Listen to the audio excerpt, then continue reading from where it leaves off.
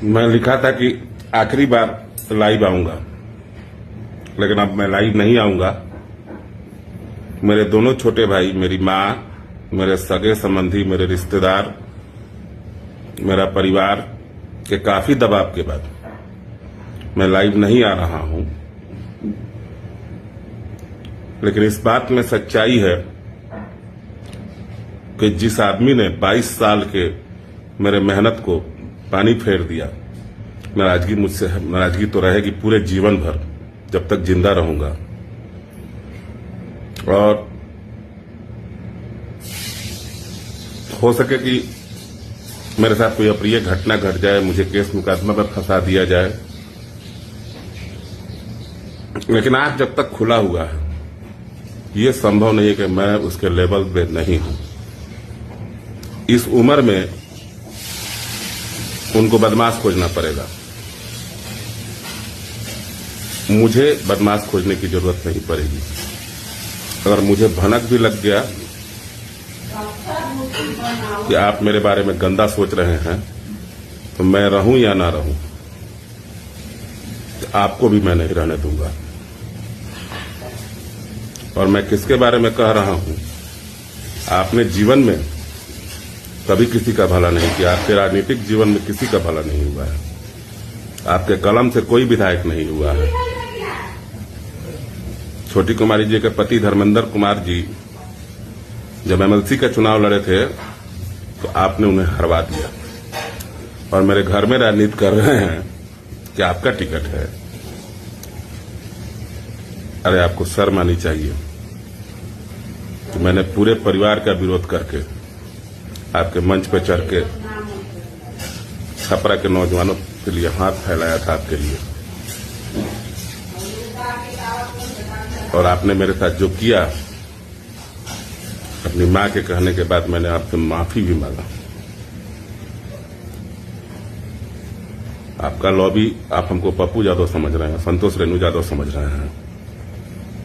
आपको मालूम नहीं है कि मैं आपके घर का संबंधी भी लगता हूं। मेरी शादी आप ही के नाम में हुई है। घर में विद्रोह जब हो जाएगा ना, तो घर से निकलना मुश्किल हो जाएगा। मैं आपके गांव का दामाद भी लगता हूं। आप होंगे 7 स्टार, होंगे 5 स्टार, मैं 0 स्टार ही हूं। मैं अपने भाइयों को बता देना चाहता हूं कि इनके जीवन पर आप लोग टिप्पणी देखें।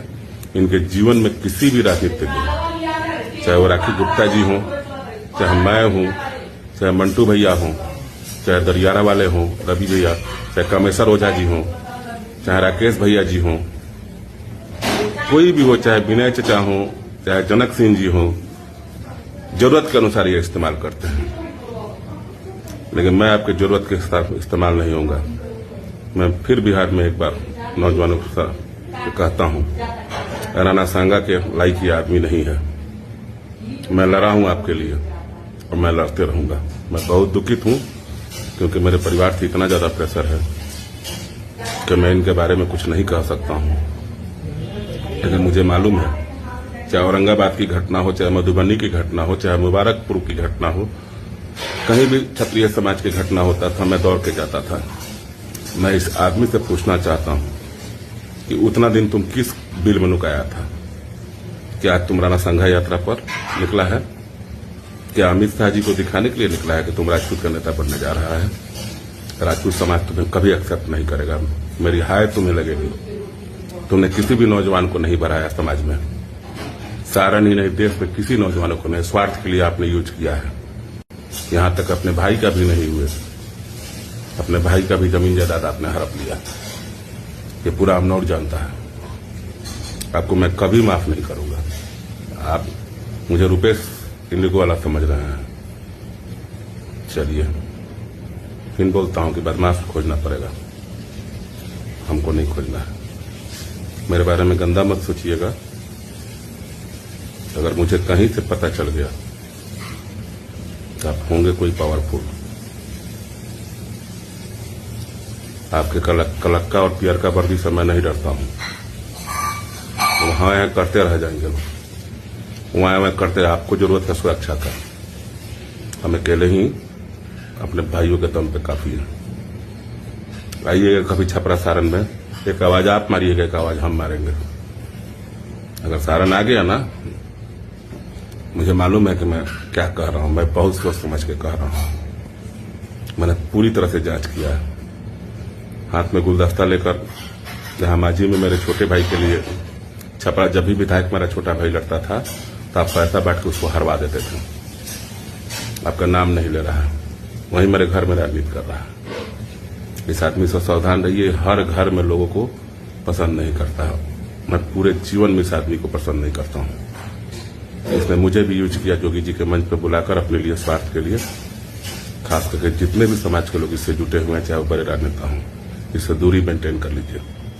जिस तरह इसने सबको नुकसान पहुंचाया, आपकी बारी कब आएगी ये आपको भी नहीं मालूम चलेगा। मैं लाइव नहीं आ रहा हूं, बहुत तकलीफ में हूं। फिर मैं कह रहा हूं कि जो हत्या, राजनीतिक हत्या मेरी जो किए हैं आप, साजिश रच का, भगवान आपको कभी माफ नहीं करेगा।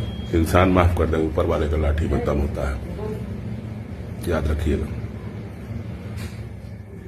अब होंगे पढ़े लिखे, दिमाग लगाइए पढ़ाई लिखाई में, हम पर दिमाग मत लगाइए।